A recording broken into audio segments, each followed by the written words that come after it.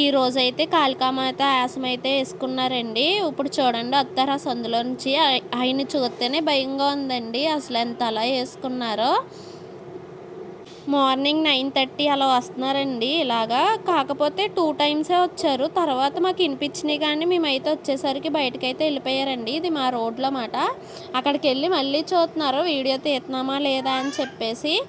అలా వెళ్ళిపోయారండి. తర్వాత ఫుడ్ కంప్లీట్ చేసేసి మధ్యాహ్నం అయితే ఇలా భోగి పిడకలు అయితే వేసుకున్నామండి. ఎంతమంది భోగి పిడకలు అయితే వేసుకున్నారో కామెంట్ చేయండి.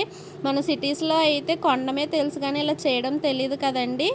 ప్రతి ఇయర్ అయితే నేను అమ్మ వాళ్ళ ఇంటికాడ 50 రూపీస్ పెట్టి దండ కొంటానే ఉంటానండి పిల్లలకి. ఈసారి అయితే ఇక్కడ మా అత్తయ్య వాళ్ళ ఇంటికాడ అయితే ఇలా భోగి పిడకలు అయితే చేసుకున్నాం.